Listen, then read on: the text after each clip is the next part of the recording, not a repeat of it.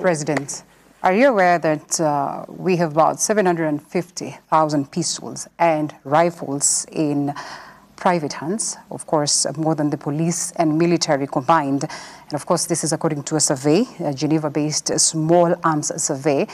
And the biggest worry, and of course what it is that experts then dictate, is that sheer volume of guns is a national security concern.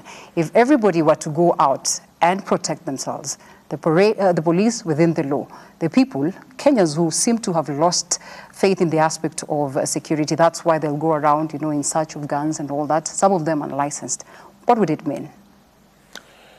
For your information, Linda, we have, the reason why we have a government is that so that we can delegate some of the functions to some people, yeah? Otherwise, if it becomes everybody for himself, then we stop being a nation and we stop being a state, and we just become something else, right? So, small arms is a big challenge, correctly, not in Kenya, in our region, and the use of proliferation of illegal firearms in the wrong hands is part of the challenge we are facing with even the cattle rustlers, the terrorists, and all these other criminal operators. And that is why I said earlier in the Kiswahili interview that we have purposed ourselves. And the CS, Professor Kindiki, his peers, Mr. Omolo, are properly guided on what we should do as government to rein in on these runaway crooks and ensure that we deal with them decisively. We have made huge strides. As I told you, I was in Baringo in December, and they were saying for the last 7 months we have slept, But let me also tell you that it is not over until it is over. So we will keep upping our game. There is need for us to upgrade some of the equipments we are using.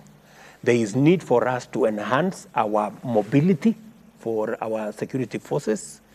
It boils down to the budget, And that is why I am really focused on sorting out the economy, because that way we will have the resources to sort out our roads, to sort out our security, and to sort out the things that are dear. CS Kindiki Kithure says, and I quote, "We cannot afford to have a country where citizens live in constant fear, and we will not spare any effort, even if it means using the KDF. The Constitution dictates that the KDF are then released only as a last resort, and of course to restore peace, but with approval of the National Assembly. Article 241, 3C of the Constitution. Is the banditry menace as bad and severe such that the government would consider KDF? It is serious, but it hasn't reached the threshold for us to go to Parliament to get KDF involved. We, however, are sharing information, from intelligence from all sides. We are sharing facilities and resources, and in some of the areas, we are making the decision that it's good to have security installations in some of these areas.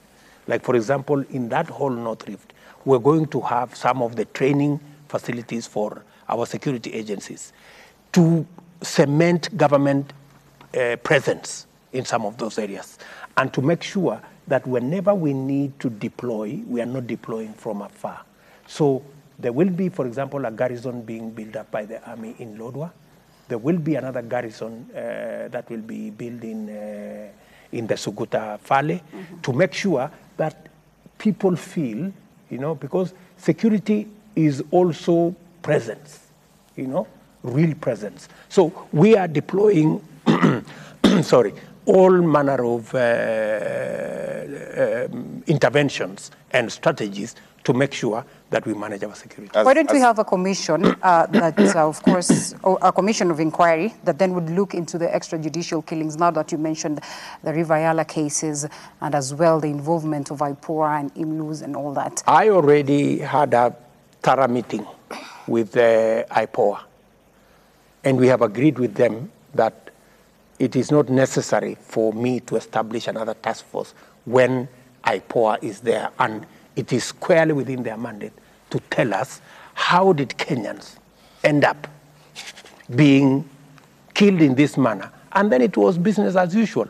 30 bodies in Yala, there's 17 bodies in Garissa. I don't know how many bodies were. You know, people, you know, there was a container here at the Nairobi area where people were being slaughtered in a police station. How did we end up there? You know, what kind of rogue, you know, institution? And that is why I fired that Kinoti man, you know, because, I mean, it's not right, good people. Should there be responsibility more than just firing? Of course, there will be responsibility. He did not resign? You fired him? We'll have another. Okay, can we move this forward, Your Excellency?